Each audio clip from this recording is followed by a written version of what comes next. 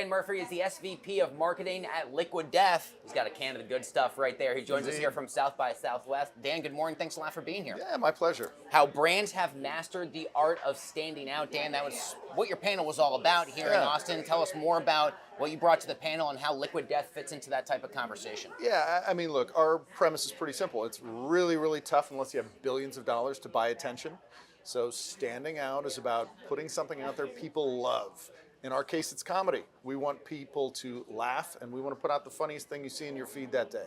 I've seen people from Liquid Death describe a lot of their content as sort of reminiscent of SNL. You bring in different guest celebrities. They do these kind of quirky and wild one-offs. What does that kind of creativity process look like behind the scenes that we, the consumers, end up seeing the end product of? Yeah, I mean, we mirror the writer's room.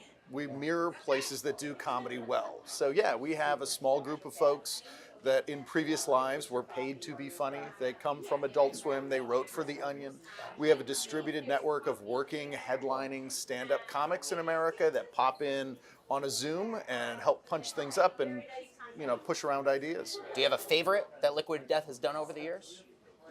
Personally, because it was so ambitious, when we gave away the jet last year, that was a ton of fun. It was wild. It had the Liquid Death logic. Yep. We're not giving away a jet because it's a wild, fun thing. It's to dehydrate you, given the G's and the speeds that it pulls, so that you have to buy more Liquid Death. There you go. First national ad was the Super Bowl. Did I get that right? Yeah, first national Super Bowl this year. That just aired. So congratulations on that. Yeah. What does that process look like when you know you're launching something in front of the eyes of tens of millions of people for the first time? Yeah, the Super Bowl is a rare opportunity. It's the singular opportunity where people want to watch commercials. So if you can do it, right, it's worth the cash, worth the money. I think for us, we knew strategically what we needed to do. We had a ton of people, being a 6-year-old company that had heard about Liquid Death. But by our own internal metrics, at least a third of those folks still thought we were a beer or an energy drink. So we needed to hit America on the biggest stage with a message that said we're definitely not a beer, and we did it. Dan, what was the reception from people who saw the ad, and then what do you and your team internally do with that information to better inform your process and advertising and marketing moving forward?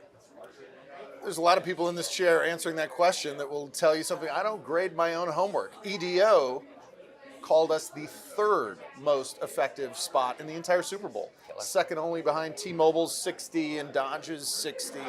We had a 30-second commercial. Shares out of control, views, site traffic, conversion, all the metrics that mattered were through the roof.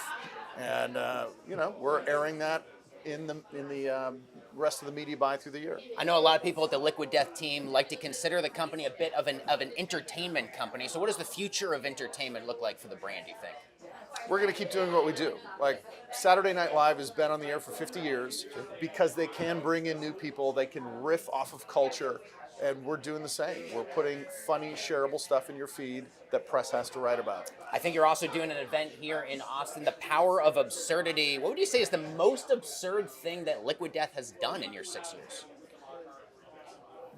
I mean, each one seems to top the next. I mean, one of the originals, taking Tony Hawk's blood, painting skateboards, and selling those skateboards was pretty nuts. So just to clarify, that is real. Everything we do is really real. Yeah, I think you can miss a little bit of your potential by not making it real. If you put something out that's so wild and crazy that people pay attention to it, and then they Google and figure out, it was just kind of a goof, it was a joke, okay, that's fine. But when they realize I can actually buy that skateboard, that luxury enema kit sold by Travis Barker, that severed hand candle that Martha Stewart was chopping, of course, real hands to make, then you get that next wave of social and press. Finally, Dan, what is one thing that the company has attempted, maybe not been so successful at, and what did you learn from that experience? What a great gotcha question that I don't have an easy answer to. No. Something we've attempted and not been so successful at. Well, I think sometimes not all our content gets billions of earned media impressions and millions of views, but we have this small bets approach where everything's in-house, it's really efficient, really cheap, and we'll film something often for 30 grand. And if it isn't the biggest hit ever, no big deal. We go on to the next. All right, Dan Murphy of Liquid Death, thanks a lot for taking the time. Great to have you. Yeah, now my I'm pleasure. thirsty for some Liquid Death. Appreciate you being here.